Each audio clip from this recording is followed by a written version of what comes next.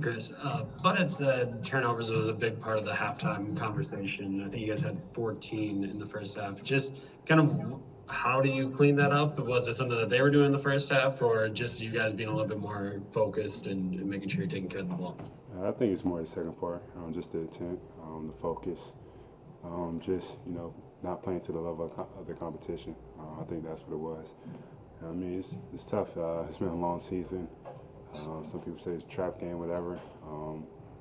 But yeah, it's tough sometimes. But we have to come out and take care of business, especially for the team that already beat us before. But with all that said, it's still good to get a win against any team. Do you feel like that's been more of a problem for you guys this year? And maybe it's due to just like the season and kind of how it is, but just the idea of like playing around with an opponent a little bit more? Maybe so. Maybe so.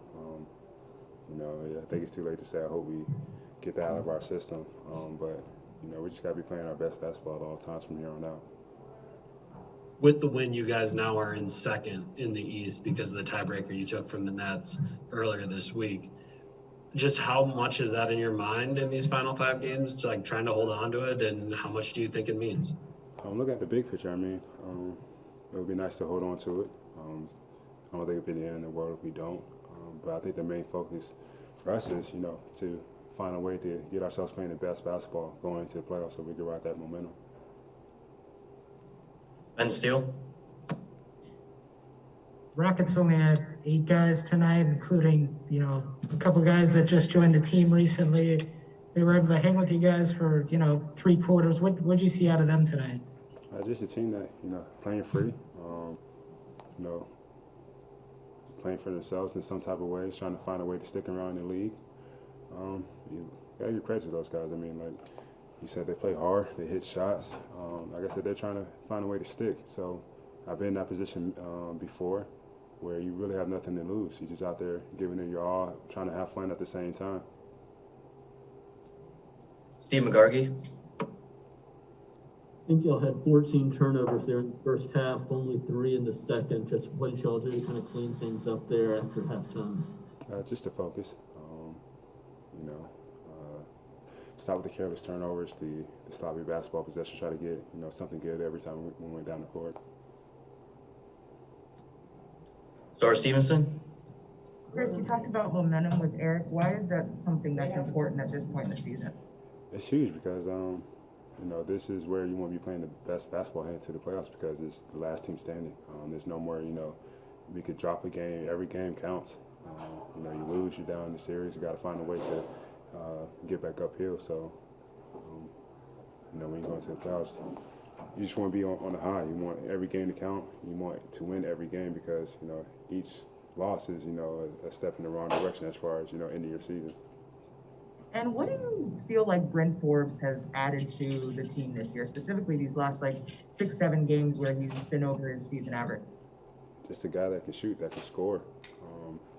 He's going to be a great key for us in the playoffs, especially coming off the bench to help, fill that void of scoring sometimes when other guys are off the court.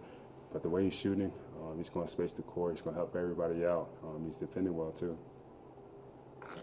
One more to Darius Joshua. Hey, Chris, going back to having the second seed real quick, how much does it help that you took care of your business against the Nets where it's kind of more in your control, so to speak, of kind of coming down the stretch of whether or not you actually hold on to that seed? That's huge. The tiebreakers are huge when it comes down to it. As players, you try not to think about it too much, but going in the game, we knew it was a pretty big game as far as tiebreakers holding and whatnot. So, every intent is to win the game, but when the tie, it could come down to tiebreakers. You realize how important that was when you look back on it. All right, thanks, Chris. Thanks. They only had 8 available players. Those players were of various sizes, tended to be a little bit smaller than most normal centers. Just what kind of challenge did that kind of present for you, trying to find a flow and trying to defend? Yeah, I think we were just trying to be aggressive offensively, especially on the boards, to take advantage of our advantages, and Dante's been continually great at that all season, but especially in these last 4 games, he's been huge at that, and we've all, as a team, just been very good at using that to our advantage. One thing Bud had mentioned is just kind of how relentlessly they were attacking the rim. For you, as you're sitting there protecting the rim, what was that like? And just kind of how'd you feel like you guys maybe improved as the game went on? Yeah, we definitely improved, especially after halftime, just having better energy and everything. But, as a team, we obviously take pride in protecting the rim, and so it was good to see us get better and become more focused as the game went on. I understand that you do not have social media, but a number of people particularly enjoyed your reaction to KJ Martin's dunk. So I'm curious, the fear that was going through you at that moment. It looked like you were pretty afraid, but just curious, kind of what was going through your mind there. He made a good play, and I think that's the response he was trying to elicit. So, he succeeded. Steve McGarkey. What was Houston done lately? These two games with the Rockets, they've scored a lot of points. They shot really well tonight. What did they do to give you all problems in these two games? And I just wondered for this game, how difficult was it to kind of prepare, not really knowing what 5 guys, 8 guys they might throw out on the floor tonight? Yeah, it's tough because regardless of who's been out there, when we've played them, they've just continued to play hard, regardless of whichever 5 bodies are on the court. They've played together, and they're unselfish, and they've played confidently as well. And so it's been tough. You have to go out there and match their energy, and they're playing with a lot of energy right now.